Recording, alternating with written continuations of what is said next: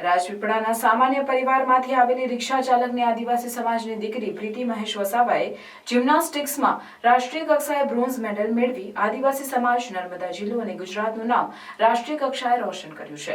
હવે 2036ની ઓલિમ્પિક માટે તૈયારી પ્રીતિ કરી રહી છે. રિક્ષા ચલાવતા પિતા અને ઘરમાં નાનકડી દુકાન ચલાવતી માતાએ દીકરીને ભણાવી જિમ્નાસ્ટિક ટ્રેમ્પોલિનમાં તૈયાર કરી હતી. ટ્રેમ્પોલિનની પ્રેક્ટિસ કરતા પૂરતા સાધનો ન હોવાથી રાજપીપળાની વ્યાયામ શાળામાં દાખલ થઈ પ્રીતિ વસાવા રાજપીપળા ખાતે ગુજરાત વ્યાયામ પ્રચારક મંડળ સંચાલિત પુરાણી વ્યાયામ શાળામાં કોચ ગૌરીશંકર દવે તથા તેજસ દિલીપચંદ્ર પટેલ પાસેથી જિમ્નાસ્ટિક્સની ટ્રેનિંગ મેળવી પોતાની કારકિર્દી બનાવી રહી છે.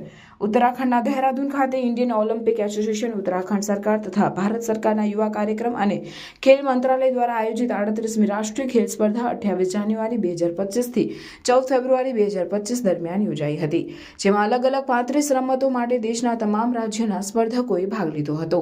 એ પૈકી ગુજરાતમાંથી 30થી વધુ સ્પર્ધકો હતા, જેમાં નર્મદા જિલ્લાની 18 વર્ષીય પ્રીતિ મહેશ વસાવાએ જિમ્નાસ્ટિક્સની ટ્રેમ્પોલિન ઇવેન્ટમાં બ્રોન્ઝ મેડલ મેળવ્યો હતો. આ સ્પર્ધામાં 2 રાઉન્ડ રમાયા હતા. પ્રથમ ક્વોલિફાય રાઉન્ડમાં પ્રીતિ વસાવા 7મા ક્રમે આવી હતી અને ફાઇનલ રાઉન્ડમાં 8 ખેલાડીઓ વચ્ચે પ્રીતિએ સારું પ્રદર્શન બતાવી બ્રોન્ઝ મેડલ મેળવ્યો હતો. પ્રીતિ વસાવા રાષ્ટ્રીય કક્ષાએ બ્રોન્ઝ મેડલ મેળવીને રાજપીપળા પરત આવતા આ ઘરે તેના માતા પિતાએ આરતી ઉતારી ફૂલોથી સ્વાગત કર્યું હતું. પિતાની રિક્ષામાં જ બેસીને રાજપીપળા ખાતે હરસિદ્ધિ માતા મંદિરે પ્રીતિ વસાવાનું ભવ્ય સ્વાગત કરવામાં આવ્યું હતું, જેમાં બંને કોચ, ડિગ્રી કોલેજના પૂર્વ પ્રિન્સિપલ ડોક્ટર રાજુ વસાવા સહિત વ્યાયામ શાળા પરિવાર અને શુભેચ્છકો દ્વારા તેનું સન્માન કરાયું હતું. ઉત્તરાખંડ દહેરાદૂનમાં મારી કોમ્પિટિશન હતી નેશનલ ગેમ્સ.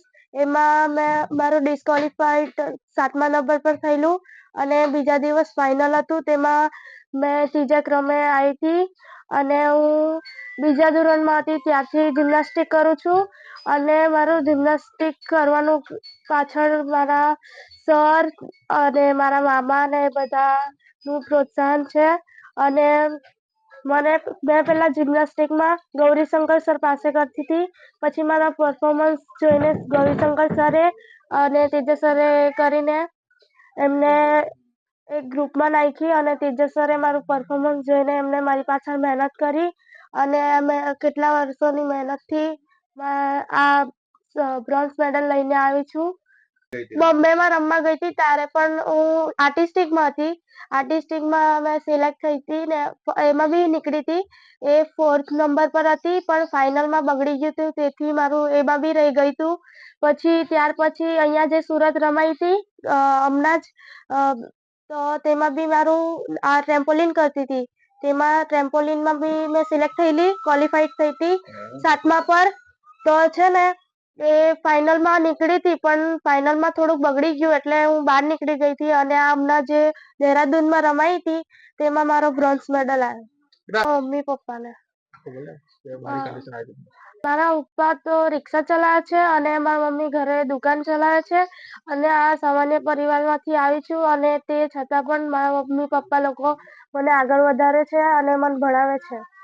હવે આગળ ગોલ્ડ, હજી આની પછી પાછી એક થવાની છે નેશનલ ગેમ્સ, તેમાં મારે ગોલ્ડ મેડલ લાવવાનો છે અને ઇન્ડિયા માટે લાવવાનો છે ગોલ્ડ મેડલ, ઇન્ડિયા માટે રમવાનું છે. એના મામા હતા અને એક સતીશભાઈ કરીને હતા, એના કોચ હતા. એમને કીધું હતું કે તમારી દીકરીને જિમ્નાસ્ટિક મોકલજો તો એના માટે બહુ સારું રહેશે. તો અમે કીધું સારું મોકલીશું. તો અમે મોકલી, પછી એમને પ્રેક્ટિસ કરાવી સરસ રીતે, ધ્યાન પણ આપ્યું એમને, પછી બહુ મહેનત કરાવી. અમે પણ એના માટે બહુ મહેનત કરીએ છીએ કે અમારી છોકરી જિમ્નાસ્ટિક જાય, આગળ વધે અને હજુ પણ મહેનત કરાવીએ છીએ. અમને બહુ ખુશી છે, બધા બહુ માન સન્માન આપે છે એને અને હજુ આગળ વધારવાની મહેનત કરીએ છીએ. હજુ આખા ઇન્ડિયામાં 1લો નંબર લાવવાનો છે એને. નામ ભાવના છે. એક એમની જે ઈચ્છા હતી સરની કે આદિવાસી બાળકો જે છે એ નર્મદા જિલ્લાના એ ઇન્ટરનેશનલ લેવલ પર પહોંચે. અમને સરે અમારી ત્યાં મુલાકાત લીધી હતી અને એમની જે ફંડમાંથી અમને જે આ ઇક્વિપમેન્ટ્સ એના માટે જે સહાય કરી, એ જ રીતે બીજી જે અમારી ત્યાં ગેમ ચાલે છે ગુજરાત વ્યાયામ પ્રચારક મંડળની અંદર CP degree college of physical education ચાલે, એની અંદર જો આ ઇક્વિપમેન્ટ્સ બીજી બધી રમતના પણ મળે અમને, તો 2036ની જે ઓલિમ્પિક છે એની અંદર ગુજરાતનું નામ અને ભારત દેશનું નામ અમારા અહીંયાના ખેલાડીઓ કરી શકે છે. પ્રીતિ વસાવા માટે શું કહેશો એનું ભવિષ્ય? અમે પ્રીતિ વસાવાને અમે હાઈ પરફોર્મન્સ સેન્ટરની અંદર અમારી પાસે જે ફેસિલિટી ઊભી થઈ છે એની અંદર જો હજુ પણ થોડીક જે અમને ઉણપ છે, જે જરૂરિયાત છે, જે પૂરી કરવામાં આવે તો અમે એવું વિચારીએ છીએ કે વધુ સમય નહીં પણ 2 કે 3 વર્ષમાં પણ અમે ઇન્ટરનેશનલ લેવલ ઉપર મેડલ લઈ શકીએ એમ છે. અને ઓલિમ્પિકમાં અમારું જે ઈચ્છા છે કે અમે એટલો પુરુષાર્થ કરીશું અને આ સંસ્થાનો અમને એટલો સપોર્ટ છે સરનો ને બધાનો જ, તો અમે 2036 ઓલિમ્પિકમાં એ ભારત દેશ માટે મેડલ લે, ગોલ્ડ મેડલ લે એવી અમારી ઈચ્છા છે. હર હર મહાદેવ. તમારા સાથ સરકારથી શ્રીજી વાસ્તુશાસ્ત્રની સેકન્ડ બ્રાન્ચ હવે આપણા તવરા રોડ પર ઓપન થઈ ચૂકી છે. અહીંયા તમને બધી જ પ્રોડક્ટ્સ સ્ટાન્ડર્ડ ક્વોલિટીમાં મળી જશે, જેમાં લોંગ લાસ્ટિંગ અગરબત્તી, ધૂપ, બેમ્બુલેસ અગરબત્તી અને પૂજાપાની તમામ વસ્તુ.